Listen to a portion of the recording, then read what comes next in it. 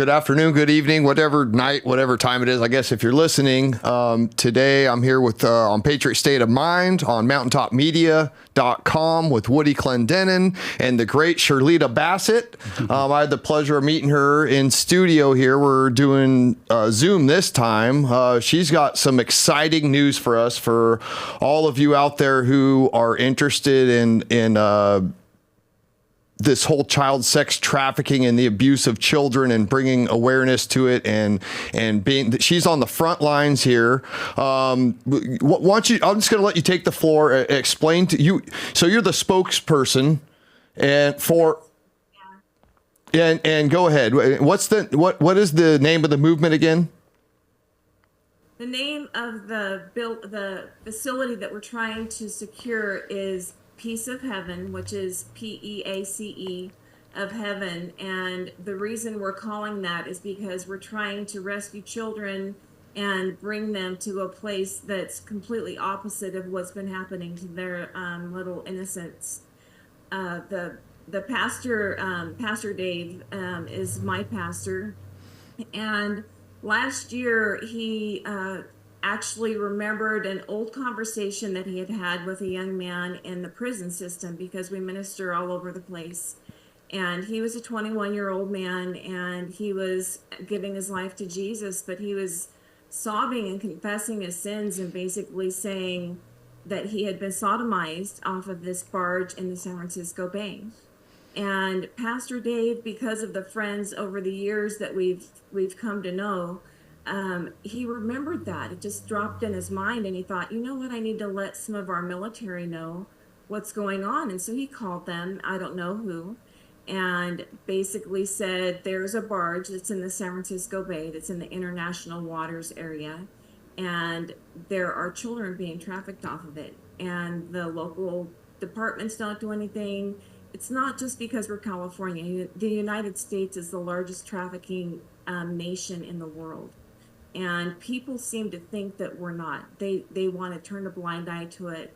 But the military said, are you sure of your contact? And he said, this young man, men don't say that they've been sodomized that are straight. And the fact that this kid was broken and wanted to get forgiveness for something that was not his sin, it was something that was done to him as a young boy, was heartbreaking. And so Pastor Dave didn't think anything else about it. And I go to the Church of Glad Tidings in Yuba City, California. And the next morning, Pastor Dave started getting these phone calls. And he didn't answer the phone. Extremely busy. Our church is involved in so much to help people.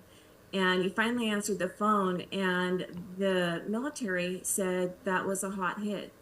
And he said, what are you talking about? And he said, we rescued 807 children last night. Wow. And we heard nothing about it in the news. It was last August. Yeah, that's kind of interesting how you don't hear about any of this kind of stuff. It's almost like there's just radio silence on all of it. Well, you have to realize that a lot of the politicians have either been bought out, compromised, or drugged. And when I was running for U.S. Senate, I said, if you're one of those, I encourage you to step out and become a whistleblower out yourself, because your sins will find you out. And would you rather do it with integrity and forgiveness, that you were really sorry, or are you going to only be sorry because you got caught? And so as a woman, I get along with Pastor Dave and Cheryl great, because I grew up with boys. I'm half country, which is tomboy, and I'm half girl. So I cover the spectrum. So I like my guns, and I like justice, but God's a God of justice. And so they saved these children, and then they did another they rescued more children, but CPS heard about it, and down in Southern California, and they wanted to know, they said they were their kids. And Pastor Dave told them to go pound sand several times. And they kept calling, and the military, they had no recourse, because we had nowhere to bring these children. And so years ago, when I was the mayor in Biggs, California, we actually utilized the women at this low security prison. And people hear prison and they see bars and they think of this visual thing. Well, it wasn't a prison like that. It was low security. The women had been arrested for maybe writing scripts for drugs or something. I mean, bad things, but they weren't violent. And so they did a lot of community help. The government, that prison opened in 1989. It's about 10 acres. It's over 56,000 square feet.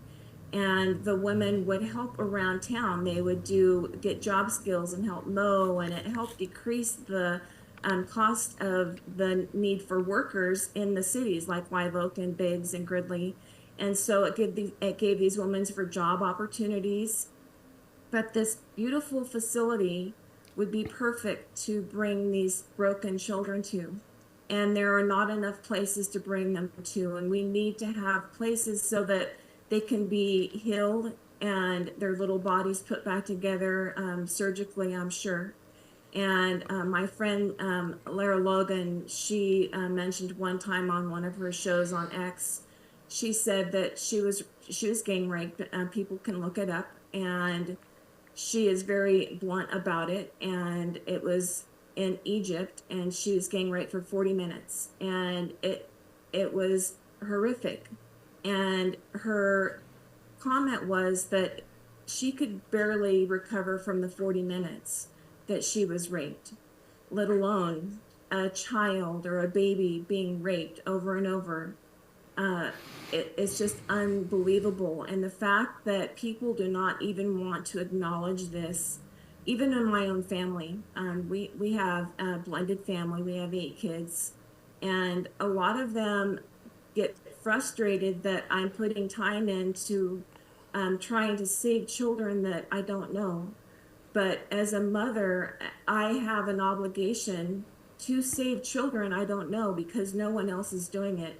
Parents are actually selling their kids, and I'll get very personal with you. When I was 8 years old, I was born on my mom's birthday, and I didn't know why my mom was broken, but my mom had been trafficked by her father.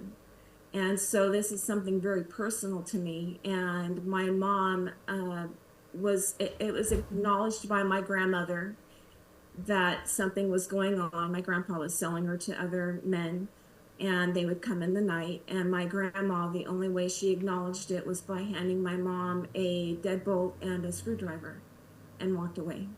And my mother, to this day, it's a hard hurt to get over. She forgave her mom, she forgave her dad, she's an amazing woman. She's going to be 81 in September. But the heartbreaking thing is how many people out there are going to acknowledge that it's going on and do nothing except hand somebody a deadbolt with a screwdriver. Well, people expect the government to take care of things, and government agencies never do as good a job as the church, even in the drug programs. You know, Teen Challenge and the Christian based drug programs have like a 80 something percent success rate versus government programs. It's more down like 10-12%. It's because God heals people, and Yes. and We need Jesus, and our spiritual equilibrium is off. People think it's by what they see, but the only way that you're going to have knowledge in the spiritual realm is to read your Bible and to be able to see through the eyes of God, because what's happening in our world right now is good versus evil. And we talk about the Democratic Party and the Republican Party. To me, they're both bad. I don't respect either one, because the Republican Party has not, they've been spineless. I have more courage than half the men on that are in Congress, because I'm not afraid to speak the truth. They're afraid of their next election instead of the facts that are happening right now. And so everybody's covering their ass all the time instead of speaking the truth and standing up for what's righteous and what's justice. And they've forgotten that they're public servants. They shouldn't be in there forever living off of our dollars. And the American people have been so brainwashed. They think that the money that they're giving away to all these people is something from this fund that they don't know where it came from. Well, it's their money. And we have an obligation to save these children. And President Trump at one of his rallies, I think it was in Arizona, he said the now documented figure of missing children that came across the border is 325,000. Yeah, and it seems that the DHS is involved in this human trafficking. Yeah, they've been getting paid $15,000 a day. Yeah, I don't have, we were talking about people's faith in the government taking care of this kind of stuff for us. And I just don't, the CPS, Child Protective Services, and putting people in these foster homes. And I mean, and now what's happening on the border, there used to be a DNA test when somebody would come over with a kid, they would do a DNA test. It would take like 2 days max, I believe. And they would know if someone said they were the father or the mother of, or the parents of a child or children, they would have an answer right away. They would, not right away, but in a couple days. I mean, it seems like a pretty good safety measure to be like, hey, you know what? There's a good chance that this kid's getting trafficked. And I mean, sometimes these kids are coming over saying, that's not my dad, that's not my mom, or they might not speak English. And you know what I mean? But and there's not even, there's no checks and balances on the border now. And there's more kids being trafficked, and the DHS is, I've lost my faith in government. I think what you guys are doing is great, and we need regular, everyday people to step up and do things like this, because I don't think the government's going to do it for us. Well, the media is in on it too, and the media has convinced people. I've even had other conservatives say things like, well, I wish that the Republicans would quit talking about abortion. That's costing them elections. Well, I'm not voting for somebody that won't stand up and talk about that. And they've fallen for what the media says about what you just said. When people bring children across, the media says, oh, well, Trump was separating families. Well, he wasn't separating families. He was taking the children and get them DNA tested. No, what we need to do is drag their butt down to the border, which is where we go, and the rape trees. They leave their trophies in the trees, which are children's underwear and diapers. They've killed so many children. The children that were rescued off of that barge, they had a Sharpie mark on them. They were delegated for certain things. They were delegated for sex, for labor, or for organs. They did find dead children on that boat. And I'd like somebody that has some balls to go out there on the media and look it up, because those kids, there were dead babies and things on that barge because their organs were taken out, and they weren't giving any anesthetic because they didn't want the children to hurt. They took them because they wanted money. They could care less about the screams and cries of those babies. That's why I say this is spiritual. It's pure demonic. And people need to understand the reason that they want to keep pushing this thing about, oh, these young girls that have been raped. There's less than 4% of women or children that have been raped that are pregnant. And the fact that they want to destroy the womb of a woman and give them the opportunity to kill life beyond themselves, just like they're doing with the school and all of the transgenderism and Gavin Newsom and all of this crap that he tries to promote. It's a joke. They want to destroy the next generations. People are so used to fast everything, fast food. They don't realize that by taking away the ability to have life beyond yourself and take away your child's ability to have life beyond themselves, you're taking away generations and generations, and you're just falling into the 2030 agenda, which Bill Gates proudly endorses. And then you get even weirder and you look at Yuval Noah Harari and his son that just got engaged to Hillary Clinton's former aide. I can't remember her name. She was with Anthony Weiner, but... Was it Uma something? Uma Aberdeen. Yeah. Got engaged to Yuval Noah Harari's son.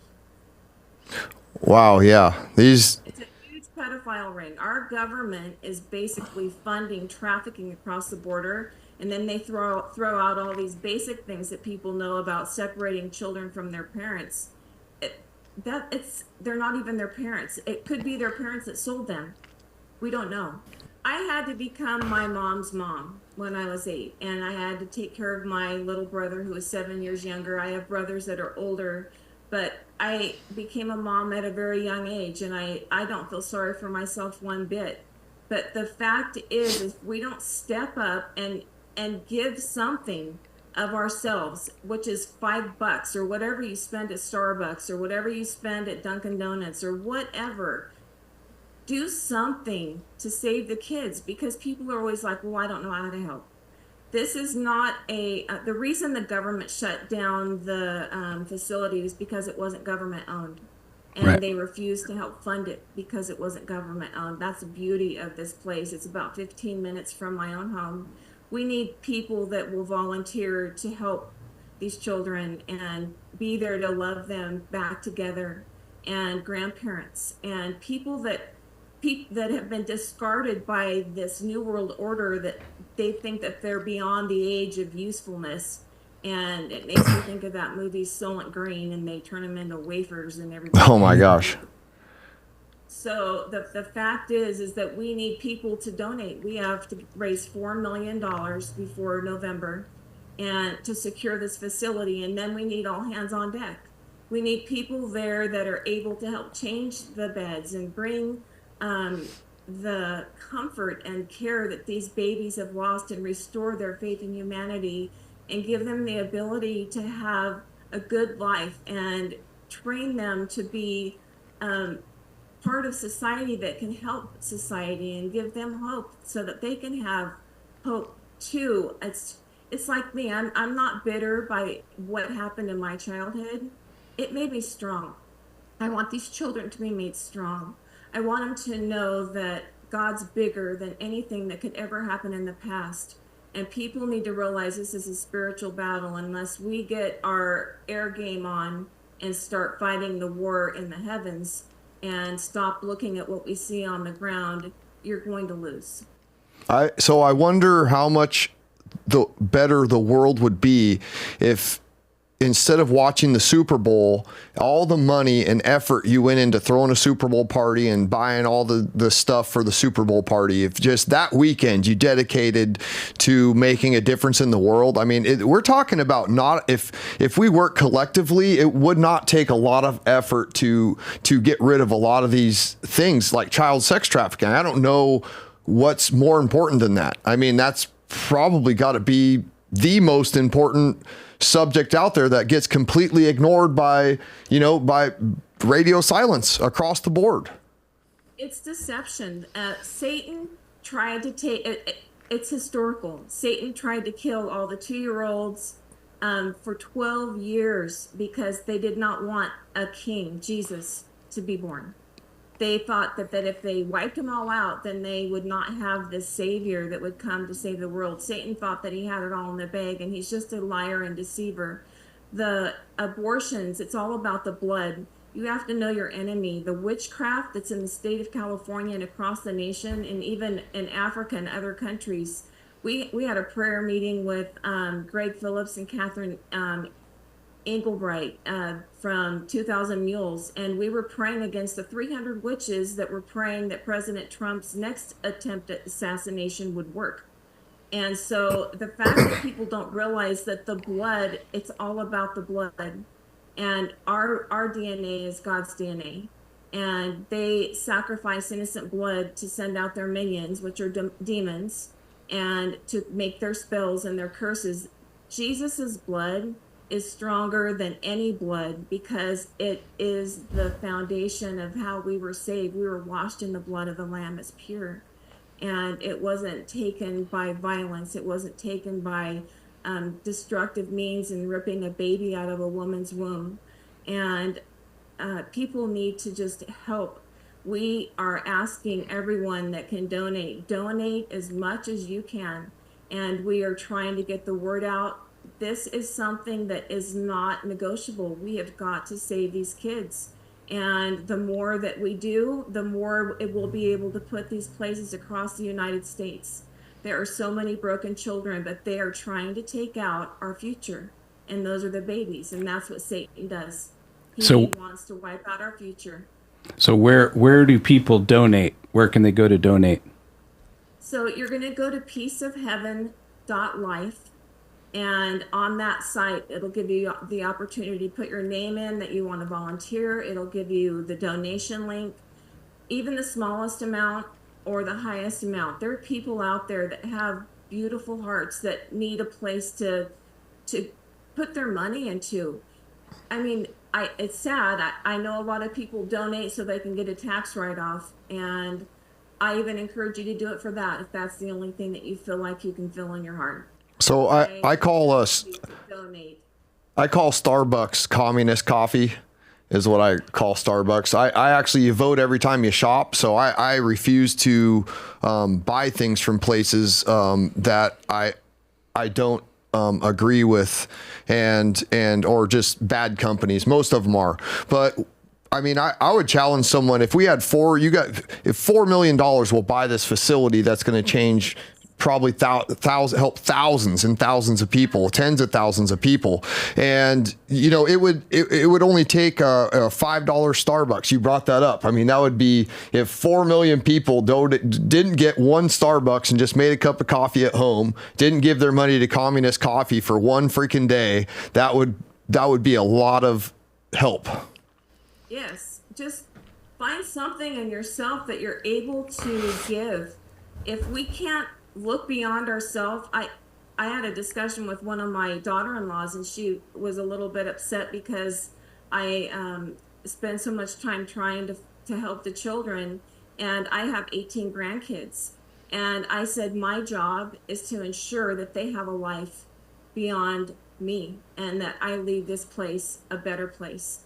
And to me, I feel like my life means nothing if I'm not able to make this world a better place. And it doesn't have anything to do with what I look like. It doesn't have anything else to do with who I am. It has everything to do with helping each other. When did we stop feeling for each other? When they separated us with COVID is when people started really having mental breakdowns, because we need community. We need a tribe. We need to bind together and become that body of believers. And even if you're not a Christian, you still need a place to have hope, a place for somebody to hug you, and just simple compassion. If you have compassion in your heart, donate to this. We need $4 million by November. And it's not a joke. It's serious. The military that are rescuing these kids need a safe place to take them. We have all the contractors. We have people that would donate their time to make this really a piece of heaven and have basketball courts and beautiful playgrounds and a swimming pool. It's not about us. It's about saving the innocent lives and saving your future.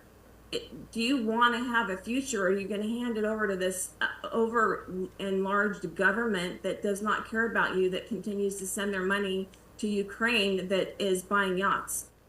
Yeah. I know there's no corruption there. No. Well, I know that we're both pressed for time with the technical difficulties we had this morning. So is there any closing comments you want to make? And you're definitely making your mark in this world, Sharleta. And I know you're a winter warrior and a warrior of God, and you're shedding on light on things all over the place. And God bless you. And you are kicking butt. Thank you. And I just say, be fearless. It says 365 times in the Bible, no fear. And I choose courage, and I will not be a winter warrior, a soldier. I want to get in the arena. I want to be the one that's fighting. I want to be the one that's making the difference. And I ask you to be that one too. Don't wait until this war's over to say, oh, I should have helped. Don't be like the ones that said that we saw the Holocaust happen. Why didn't anybody help? We're at that time. There's children dying every single day, going missing. We've only located 9,000 of the 325,000 kids that went missing. Well, thank you, Sharleta Bassett, so much for taking the time to come on here and everything that you're doing. If you're watching this, please share it. We need to get this information out there. We need to wake people up. It's we the people. It's up to us. Government's no one's coming in flying on a cape to save us. It's really, we have the power. We just have to awaken and take charge and follow people like Sharleta's lead here on stuff like this. But if if you can't start your own thing, then you can support people that are doing on the front lines of this battle. We are the Calvary. Peaceofheaven.life. And that's PEACE. Peace. Peace like the peace sign. I'm just clarifying for the people listening. Yeah. Peaceofheaven.life. All right. Thank you so much.